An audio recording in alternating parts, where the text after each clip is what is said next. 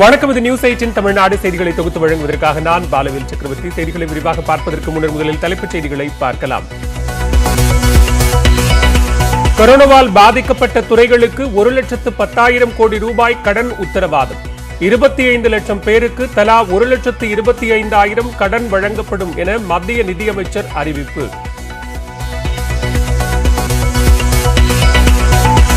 தனியார் மருத்துவமனைகளுக்கான தடுப்பூசி ஒதுக்கீட்டை குறைக்க முதலமைச்சர் ஸ்டாலின் வலியுறுத்தல். அரசு மருத்துவமனைகளுக்கான ஒதுக்கீட்டை 90 விழுக்காடாக அதிகரிக்க கோரி மத்திய அமைச்சருக்கு கடிதம். தமிழ்நாடே தயாராக இருந்தாலும் போட்டுக்கொள்ள தடுப்பூசி இல்லை என அமைச்சர் மா சுப்பிரமணியன் வேதனை. வெள்ளை அறிக்கை வெளியிட தயாரா என தமிழக பாஜக தலைவர் எல் முருகன் கேள்வி. கல்லூரிகளில் ஜூலை 31க்கு பிறகே மாணவர் சேர்க்கை நடத்த வேண்டும். மீறினால் நடவடிக்கை என உயர்கல்வித்துறை அமைச்சர் பொன்முடி எச்சரிக்கை. அதிமுக என்ற போர்வையில் சசிகலா சுற்றுப்பயணம் மேற்கொள்ளக்கூடாது, தனி கட்சி தொடங்கலாம் என நியூஸ் 18க்கு முன்னாள் அமைச்சர் கடம்பூர் ராஜு பேட்டி. தமிழகத்தின் புதிய டிஜிபியை தேர்வு செய்ய டெல்லியில் ஆலோசனை கூட்டம். 3 பெயர்கள் இறுதி செய்யப்பட்டதாக தகவல்.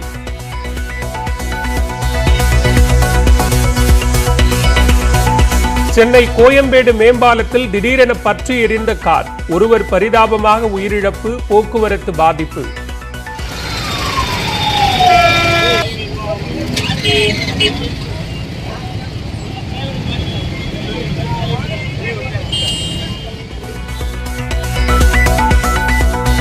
SBI ATM வங்கி திருட்டு விவகாரத்தில் காவல்துறை விசாரணை தீவிரம்.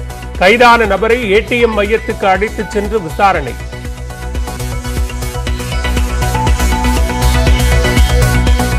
கோவை, தேனி, திண்டுக்கல் உள்ளிட்ட 5 மாவட்டங்களில் 3 நாட்கள் மழைக்கு வாய்ப்பு. சென்னையில் வானம் மேகமூட்டத்துடன் காணப்படும் என வானிலை மையம் கணிப்பு. T20 உலகக்கோப்பை தொடரை ஐக்கிய அரபு அமீரகத்துக்கு மாற்ற இந்திய கிரிக்கெட் வாரியம் முடிவு. தேதியை சர்வதேச கிரிக்கெட் கவுன்சில் இறுதி செய்யும் என BCCI செயலாளர் தகவல்.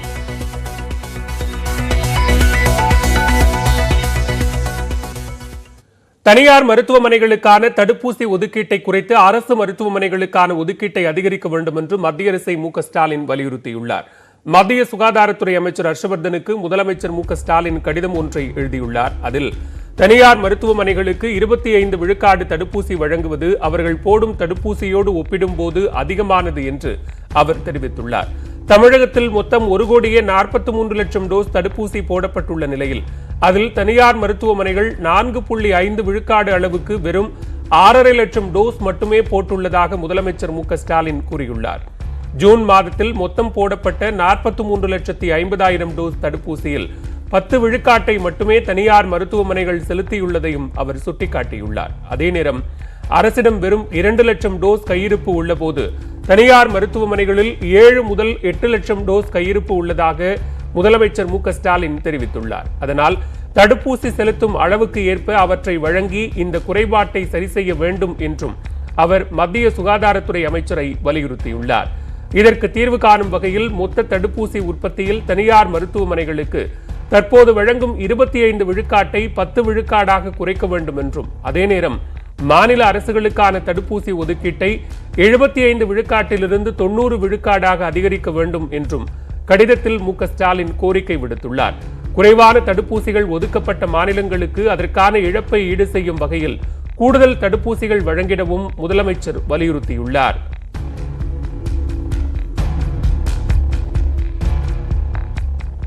தடுப்பூசி செலுத்திக் கொள்ள தமிழ்நாடே தயாராக உள்ளது, ஆனால் தடுப்பூசிதான் இல்லை என்று மக்கள் நல்வாழ்வுத்துறை அமைச்சர் மா சுப்பிரமணியன் தெரிவித்த நிலையில் தடுப்பூசி வரத்து மற்றும் பயன்பாடு தொடர்பாக வெள்ளை அறிக்கை வெளியிட வேண்டும் என்று தமிழக பாஜக தலைவர் எல் முருகன் வலியுறுத்தியுள்ளார்.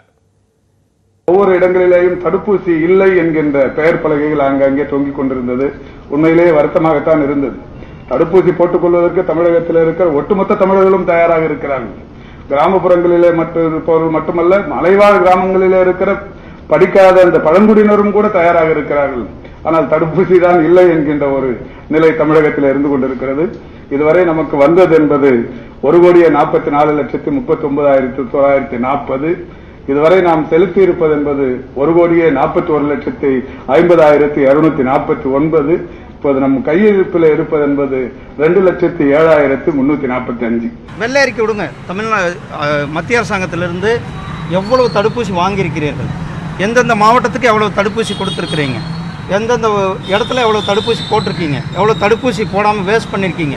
தடுப்பூசியானது இந்த மாதம் மட்டுமே உங்களுக்கு தெரியும் 42 லட்சம் தடுப்பூசி நம்ம தமிழ்நாடு கொடுத்துருக்கோம். கிட்டத்தட்ட 1,27,00,000 பேருக்கு மேலே தமிழ்நாட்டில் தடுப்பூசி 28 லட்சத்துக்கு மேலே தடுப்பூசி போடப்பட்டிருக்கிறது, கொடுத்துட்ருக்குறோம். இது என்ன எல்லா மாநிலத்துக்கும் கொடுக்குறாங்க, நம்ம மாநிலத்துக்கு எந்த இது பாரபட்சமும் இல்லாமல் வந்து கொண்டு இருக்கிறது. சார் தடுப்பூசி முதல்ல திராவிட முன்னேற்ற கழகத்துக்காரங்க போய் அந்த ஆஃபீஸர்களை மிரட்டி பறித்து டோக்கன்களை பறிக்கிறத நிறுத்தினாலே எல்லாருக்கும் தடுப்பூசி கிடைக்கும் சார். தமிழ்நாட்டில் உள்ள அனைத்து கல்லூரிகளிலும் ஜூலை 31ஆம் தேதிக்கு பின்னர் தான் மாணவர் சேர்க்கை நடத்தப்பட வேண்டும் என்று உயர்கல்வித்துறை அமைச்சர் பொன்முடி தெரிவித்துள்ளார். கல்லூரிகளில் மாணவர் சேர்க்கை தொடர்பாக முதலமைச்சர் மு.க.ஸ்டாலினுடன் அமைச்சர் ஆலோசனை நடத்தினார். சென்னை தலைமைச் செயலகத்தில் நடைபெற்ற ஆலோசனைக் கூட்டத்தில் உயர்கல்வித்துறை செயலர் உள்ளிட்ட முக்கிய அதிகாரிகள் பங்கேற்றனர். இதனையடுத்து செய்தியாளர்களிடம் பேசிய அமைச்சர் பொன்முடி, தமிழ்நாட்டில் 12ஆம் வகுப்பை மாநில வழி கல்வி மற்றும் சிபிஎஸ்இ வழியில் படித்த மாணவர்கள் என அனைத்து தரப்பினருக்கும் ஜூலை 31ஆம் தேதிக்குள் மதிப்பெண்கள் இறுதிப்படுத்தப்படும் என்று தெரிவித்தார். எனவே ஆகஸ்ட் 1ஆம் தேதியிலிருந்துதான் தனியார், அரசு மற்றும் அரசு உதவி பெறும் கல்லூரிகளில் மாணவர் சேர்க்கை நடைபெற வேண்டும் என்றும், அதையும் மீறி முன்கூட்டியே மாணவர் சேர்க்கை நடத்தினால் கல்லூரிகள் மீது நடவடிக்கை எடுக்கப்படும் என்றும் அமைச்சர் பொன்முடி எச்சரித்தார். இந்த தனியார் கல்லூரியாக செஞ்சால் அவர்களுடைய தனியார் கல்லூரிகள் மீது நடவடிக்கை எடுக்கப்படும். ஏன்னா இப்போ சிபிஎஸ்சி எக்ஸாம் இப்போ தான் அவங்களுக்கு தான் வரவே இல்லைல்ல மதிப்பெண், அப்புறம் எந்த அடிப்படையில் அவங்க போடுவாங்க?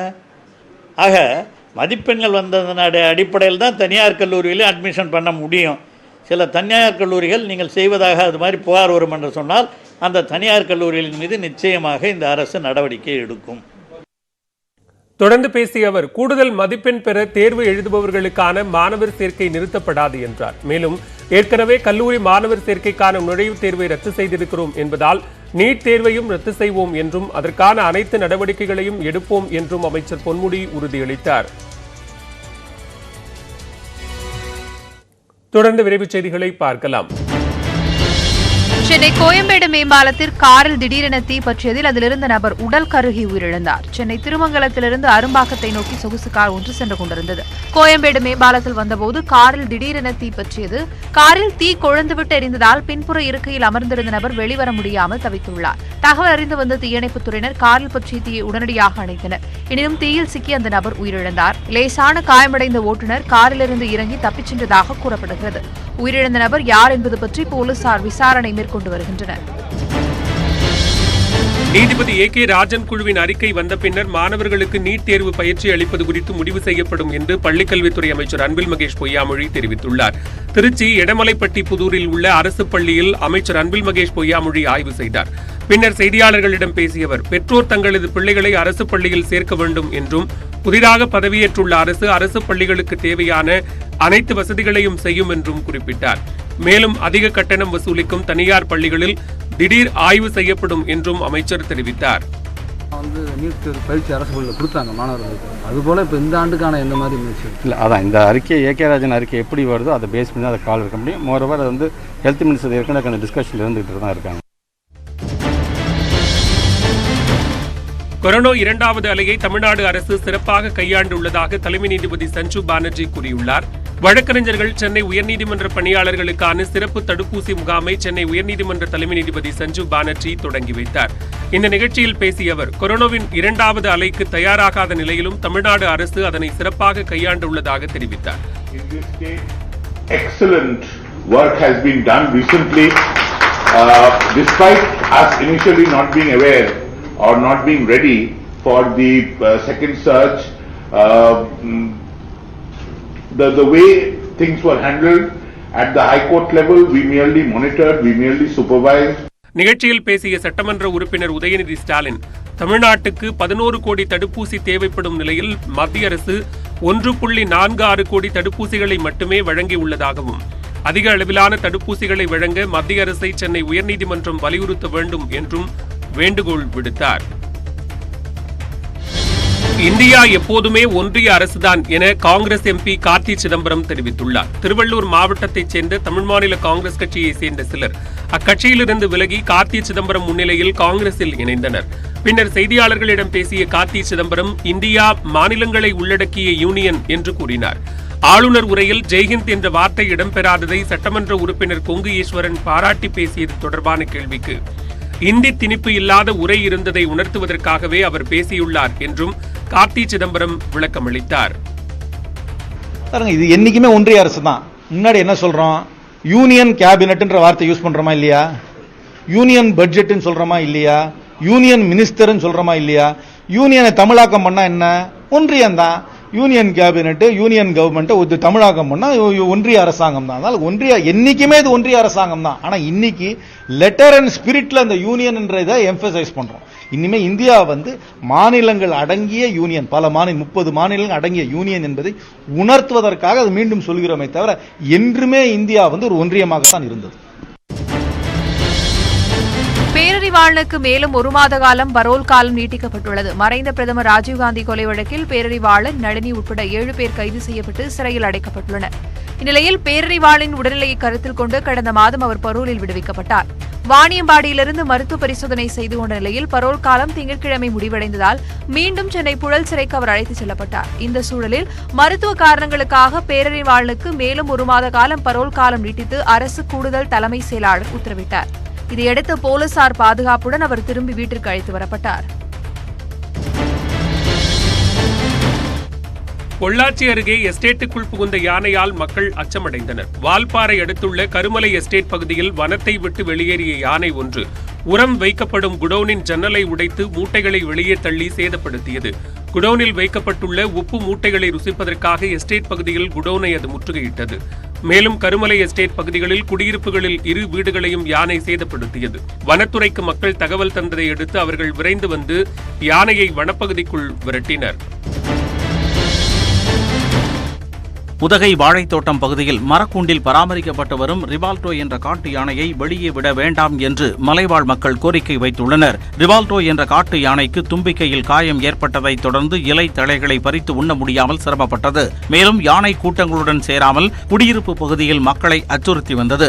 எனவே காட்டு யானையை பிடித்து மரக்கூண்டில் அடைத்து வனத்துறையினர் பராமரித்து வருகின்றனர். இந்நிலையில் ரிவால்டோவின் உடல்நிலை சரியானதால் அதனை கூண்டிலிருந்து திறந்து விடுவதற்கு வனத்துறை முடிவெடுத்திருப்பதாக கூறப்படுகிறது. இந்நிலையில் யானையை திறந்துவிட்டால் மீண்டும் ஊருக்குள் வந்துவிடும் என்றும் 50 நாட்கள் கூண்டிற்குள் அடைக்கப்பட்ட ஆத்திரத்தை மனிதர்கள் மீது காட்டிவிடும் என்றும் மக்கள் அஞ்சுகின்றனர். எனவே ரிவால்டோ யானையை முதுமலை புலிகள் சரணாலயத்திற்கு கொண்டு சென்று பராமரிக்க கோரிக்கை வைத்துள்ளனர். இந்த யானை கராலில் இப்போ நல்லபடியாக இருக்குன்ற தகவல் எங்களுக்கு சந்தோஷமாக இருந்தாலும் இந்த யானையை வெளியே விடுறேன்னு சொல்லும்போது மக்கள் ஒரு வித அச்சத்துலேயே இருக்கிறாங்க. அதனால் தயவு செஞ்சு இந்த யானையை கராலில் கொண்டு போய் முதுமலை அதோட பாதுகாப்பான இடத்துல வச்சு வளர்த்துனா நல்லா இருக்குன்றது எங்களுடைய ஒரு கோரிக்கையாக இருக்குதுங்க. திருவள்ளூர் அருகே கூவமாற்றில் கட்டப்பட்ட தடுப்பணையில் லாரி மூலம் கழிவுநீர் கொட்டப்படுவதாக புகார் எழுந்திருக்கிறது. சென்னையில் நுழைவதற்கு முன் திருவள்ளூர் மாவட்டத்தின் சில பகுதிகளில் கூவமாறு தூய்மையாகவே இருக்கும். தற்போது அதையும் மாசுபடுத்தும் பணியில் சிலர் இறங்கியிருப்பதாக மக்கள் கூறுகின்றனர்.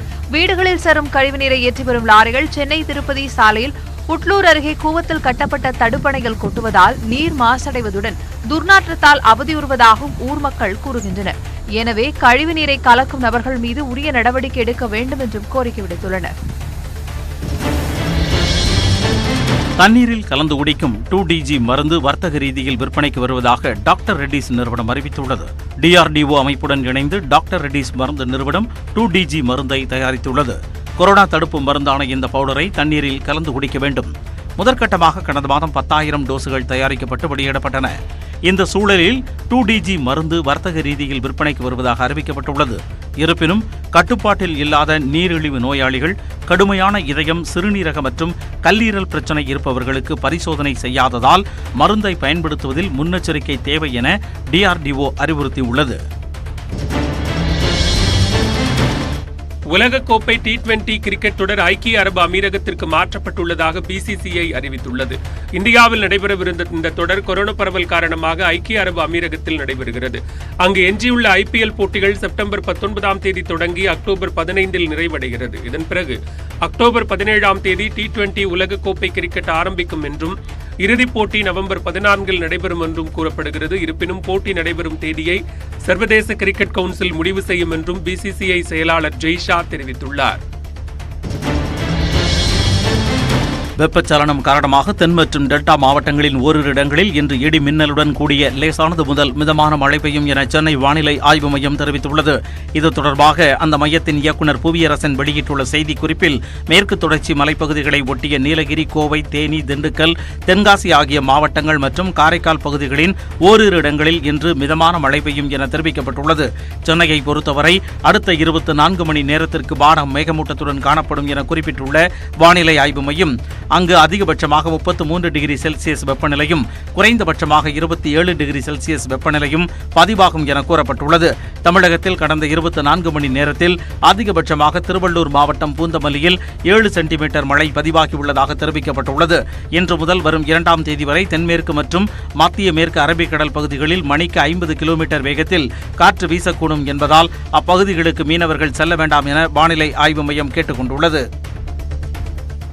மேலும் பல்வேறு செய்திகளை விரிவாக பார்க்கலாம் இடைவேளைக்கு பிறகு.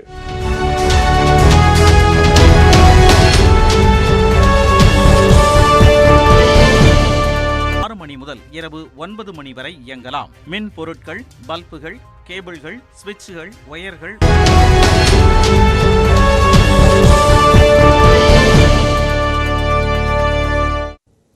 தமிழ்நாட்டின் புதிய டிஜிபியை தேர்வு செய்வதற்காக டெல்லியில் நடைபெற்ற ஆலோசனைக் கூட்டத்தில் 3 பெயர்கள் இறுதி செய்யப்பட்டுள்ளதாக தகவல் வெளியாகியுள்ளது.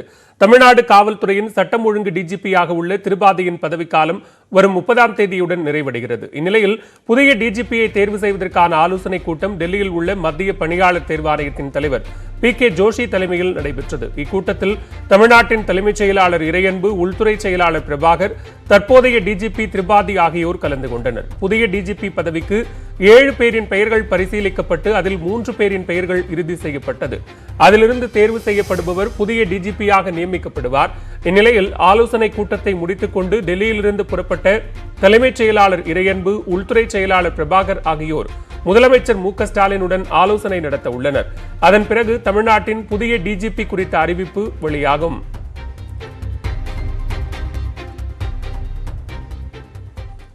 பதவி மீது தனக்கு என்றுமே ஆசை இல்லை என்றும் அதிமுக மென்மேலும் வளர வேண்டும் என்பதே தனது விருப்பம் என்றும் சசிகலா தெரிவித்துள்ளார். அதிமுகவின் முதல் எம்பியான மாயத்தேவர் குடும்பத்தினரிடம் சசிகலா பேசிய தொலைபேசி உரையாடலை தற்போது கேட்கலாம். நம்ம தலைவர் கட்சி ஆரம்பிச்சு முதல் திண்டுக்கல் தேர்தல் வெற்றி அப்பா தான் வென்றாங்க. மாயத்தேவர் தான் முதல் வெற்றிங்கிறது, அதுவும் ரெட்டை இலையில முதல் நின்று வெற்றி பெற்றவங்க. அதுதான் நம்ம கட்சியோட வரலாறு. அதனால அப்பா மேலே எனக்கு எப்போதுமே ஒரு மரியாதை. எல்லாரும் பதவிக்கு ஆசைப்படுவாங்க, அந்த மாதிரிலாம் நான் ஆசைப்பட்டதெல்லாம் கிடையாது. இல்லை தலைவரோட கட்சி இருக்கேன். தலைவரோட கட்சி என்னைக்கும் யாரும் அழிச்சிட முடியாது. அது நல்லா வளர்ந்து மேல பெருசா போகும். ஆமா சரி, அவங்களுக்கு தெரிஞ்சது அவ்வளவுதான். நம்ம நல்லபடியா தொண்டர்கள்லாம் நம்ம கூட இருக்காங்க. அதான் சரி, அது தவறுதான், என்ன பண்றது, எல்லாம் நல்லபடியா நடக்கும், கவலைப்பட. சசிகலா அதிமுக பெயரில் சுற்றுப்பயணம் மேற்கொள்ளாமல் தனி கட்சி தொடங்கலாம் என்று கோவில்பட்டி சட்டமன்ற தொகுதி உறுப்பினர் கடம்பூர் ராஜு தெரிவித்துள்ளார். நியூஸ் 8 தொலைக்காட்சிக்கு அவர் அளித்த பிரத்யேக பேட்டியை தற்போது பார்க்கலாம். சுற்றுப்பயணம் ஒரு கட்சி ஆரம்பித்து சுற்றுப்பயணம் அதை எங்களால் தடுக்க முடியாது. அதிமுக என்று போர்வையில் வரக்கூடாது என்பதுதான் எங்கள்கிட்ட இது. சுற்றுப்பயணம் அவங்களுக்கு அமமுக தினகரன் வந்தார், நம்ம தொகுதியிலே போட்டி போட்டார். அதை நாங்கள் கவலைப்படலையா? ஏன்னா அவர் ஒரு கட்சி ஆரம்பிச்சிட்டாங்க, அம்மா மக்கள் முன்னேற்ற கழகம்ன்ற ஒரு தனி கட்சி ஆரம்பிச்சிட்டாங்க. அவங்க தனியாக அரசியல் பாதையை வகுத்துக்கிடலாம், தனியாக அரசியல் கொள்கைகளை வச்சுக்கிடலாம், அவங்க யாரோடையும் கூட்டணி சேரலாம், இன்னும் வருங்காலத்தில் திமுகவோட போய் கூட கூட்டணி சேரலாம். அது அவங்களோட உரிமை. அதுக்கு நாங்கள் கருத்து சொல்லதோ அது மறுக்கிறதுக்கோ அதை விமர்சனம் பண்ணுறதுக்கோ கூட நாங்கள் தயாராக இல்லை. ஏன்னா ஒரு கட்சி அமைப்பு. அதே போல் திரும்ப சசிகலா அவர்களும் மக்கள் முன்னேற்ற கழகத்தை கூட அவர் தலைமை வாங்கி வழி நடத்தலாம். அதில் எங்களுக்கு எந்த ஆட்சேபனும் இல்லை. உங்கள் பொறுப்பில் உள்ளவர்கள் யாராவது பேசினால்தான் நாம் அதை பற்றி கவலைப்பட வேண்டும். பொறுப்பில் இல்லாமல் ஒதுங்கி இருக்கின்றவர்கள். பொறுப்பில் இல்லாதனால தொண்டர்கள் கிடையாது. ஒரு தொண்டர்கள் கூட, அடிமட்ட தொண்டர்கள் கூட அவர்கிட்ட பேசுவது கிடையாது. அவர் சொல்லுகின்ற நபர்கள், இப்போ நான் உதாரணத்துக்கு இன்றைக்கு நேற்றைய தினம் விளாத்தியுள்ளத்தில் நடைபெற்ற கூட்டத்தை பத்திரிகையில் வந்த செய்தியை காமிச்சிட்டேன். அதில் படத்தில் உள்ளவங்க யாரும் அண்ணாதிமுக பொறுப்பில் இல்லை. ஆனால் அண்ணாதிமுக பொறுப்பில் உள்ள மாதிரி ஒரு பத்திரிகை செய்தியாக வந்துச்சு. அதில் பார்த்திங்கன்னா எங்கிட்ட இந்த பொறுப்பாளர் பட்டியல் இருக்குது. அந்த பட்டியலையும் வச்சு பார்க்கும்போது அந்த பொறுப்பில் ஒருத்தர் கூட இல்லை. இதுதான் இன்றைக்கி நீங்கள் கேட்குற கேள்விக்கு ஆதாரபூர்வமாக இருந்த பதில் தான். இது தமிழகம் முழுவதும் பொருந்தும். திருமதி சசிகலா அவர்கள் நினைத்திருந்தால் அமமுக தேர்தலில் போட்டியிடாமல் தடுத்திருக்கலாம். அப்படி தடுத்திருந்தால் அதிமுகவுக்கு அம்மா ஆட்சி வருவதற்கு மனப்பூர்வமாக இருந்திருக்கிறார்கள் என்று நாட்டு மக்களுக்கு நாங்கள் சொல்ல வேண்டாம், இதுக்குள்ளே நாட்டு மக்களே சொல்லியிருப்பார்கள். அந்த நிலைப்பாட்டை அவர் எடுக்கவில்லை. அந்த நிலைப்பாட்டை எடுக்காவிட்டாலும் சரி, அவர் போட்டியிடுகின்ற தொகுதிகளாக குறிபார்த்து வைத்து கோயிலுக்கு செல்கின்ற என்ற வகையில் இன்றைக்கு வந்த ஆலயத்துக்கு செல்வதற்கு அதுதான் நேரமா? தேர்தல் நாமினேஷன் வேட்புமனு தாக்கல் முடிந்து அந்த வேட்பு மனு தாக்கல் முடிந்த பிறகு வாக்குப்பதிவுக்கு இடைப்பட்ட காலத்தில் குறிப்பாக நோக்கத்தோடு வந்தால் அது என்ன அர்த்தம்? கொரோனா பெருந்தொற்றை வென்றெடுக்க தேசமே ஒன்றிணைந்துள்ள நிலையில் ஒருவரை ஒருவர் சார்ந்து வாழும் பாரம்பரிய வழக்கத்தை நம்மிடையே மீண்டும் அது தோற்றுவித்திருக்கிறது. இதுபோன்று கொரோனாவை ஒழிக்க மத்திய மாநில அரசுகள் அறிவித்துள்ள தடுப்பூசி நடவடிக்கைக்கு நாம் அனைவரும் ஒன்றுபட்டு ஒத்துழைக்க வேண்டும். அனைவரும் தடுப்பூசியை போடும் வரையில் எந்த தனியொரு நபருக்கும் கொரோனாவிலிருந்து பாதுகாப்பு கிடைக்காது என்பது நிதர்சனம். தடுப்பூசி ஒவ்வொரு இந்தியனுக்கும் கிடைக்க வேண்டிய உரிமை. அதை உறுதி செய்வதற்காக நியூஸ் 18 முன்னெடுப்பே சஞ்சீவனி விழிப்புணர்வு இயக்கம்.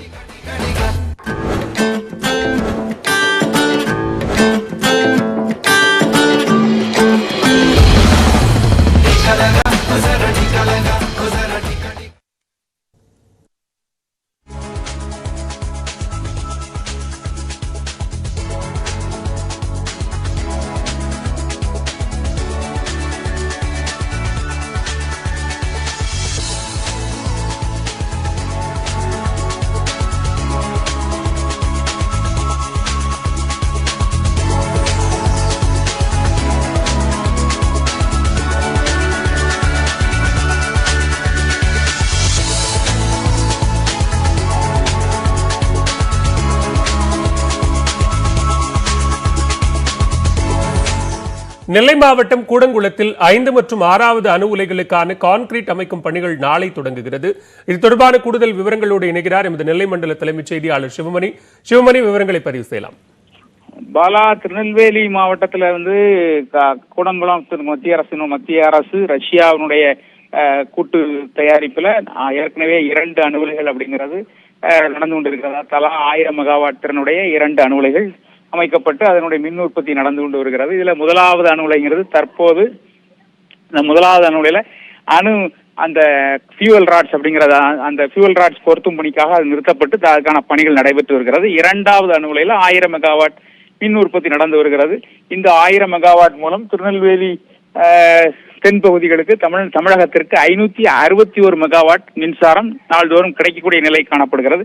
இந்த நிலையில 3வது 4வது அணு உலை அப்படிங்கிறது 3வது 4வது அணு உலை 3 ஆண்டுகளுக்கு முன்பு துவங்கப்பட்டு அதற்கான பணிகளும் நடந்து வருகிறது. அது மேலும் 3 ஆண்டுகளுக்குள் அந்த பணிகள் நிறைவடைந்து அதிலேயும் 1000 மெகாவாட் திறனுடைய அணு உலைகள், அந்த அணு உலைகளிலும் அதிலிருந்து தமிழகத்திற்கு 1100 மெகாவாட் மின்சாரம் கிடைப்பதற்கான வாய்ப்புகள் இருக்கிறது. இந்த நிலையில மேலும் 2 அணு உலைகள் அமைக்கும் பணிகள் நடந்து வந்தது. அதனுடைய முதலாவது காங்கிரீட் அமைக்கும் பணி அப்படிங்கிறது நாளை துவங்க இருக்கிறது. இந்த காங்கிரீட் அமைக்கும் பணி அப்படிங்கிறது முதல் பணியாக கருதப்படுகிறது. இதனை தொடர்ந்து அந்த அணு உலைகள் அமைக்கும் பணிகள் தொடர்ந்து நடைபெற்று வரும். அடுத்த 5 முதல் 6 ஆண்டுகளுக்குள் இந்த பணிகள் நிறைவடைந்து மின்சார உற்பத்தி அப்படிங்கிறது துவங்கும் எதிர்பார்க்கப்படுகிறது. 25 முதல் 30 ஆண்டுகளுக்கு இந்த மின்சாரம் உற்பத்தி நடைபெறும். தற்போது இந்த பணிகளுக்கான பூர்வாங்க பணிகள் முழுவதுமாக நிறைவடைந்து நாளைக்கு காங்கிரீட் அமைக்கும் பணி அப்படிங்கிறது துவங்க இருக்கிறது. 3வது 4வது அணு உலைகளும் அது முக்கிய கட்டத்தை எட்டியிருப்பதாகவும் அந்த அந்த அடுத்த 2 அல்லது 3 ஆண்டுகள்ல அதற்கான மின் உற்பத்தி துவங்கும் அப்படிங்கிற தகவல்களும் வெளியாகி இருக்கிறது. பாலா, நன்றி சிவமணி, விரிவான விவரங்களுக்கு.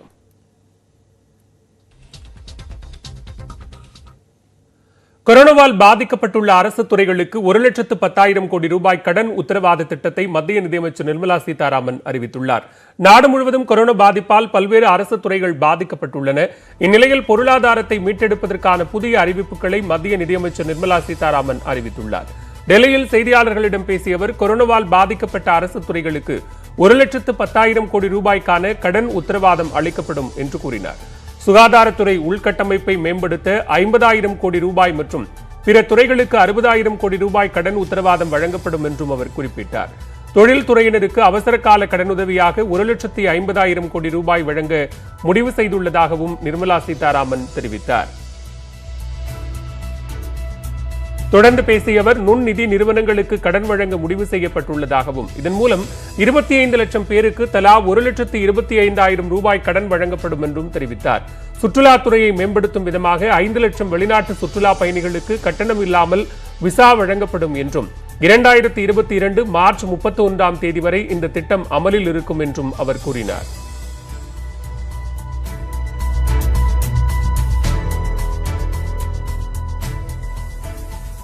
பெட்ரோல் டீசல் விலை உயர்வை கண்டித்து தமிழ்நாட்டின் பல்வேறு பகுதிகளிலும் போராட்டம் நடைபெற்றது.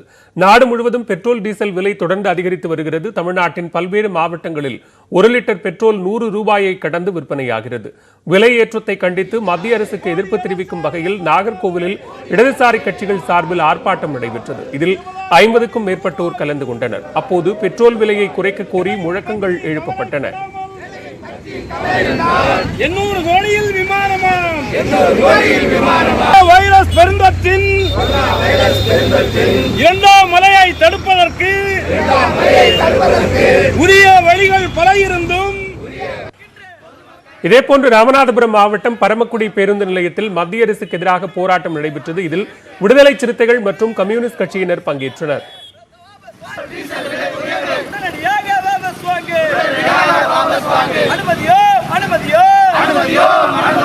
பெட்ரோல் டீசல் விலை உயர்வை அரசே மோடி அரசே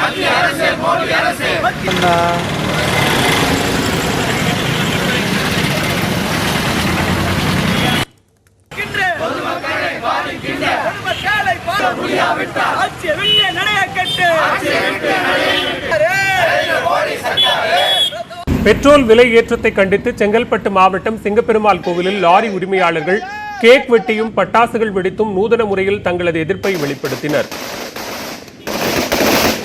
பெட்ரோல் டீசல் விலை உயர்வுக்கு எதிராக சென்னை திருவொற்றியூர் தபால் நிலையம் முன்பு கண்டன ஆர்ப்பாட்டம் நடைபெற்றது. அப்போது மத்திய அரசுக்கு எதிராக பதாகைகளை ஏந்தி போராட்டக்காரர்கள் கண்டன முழக்கங்களை எழுப்பினர்.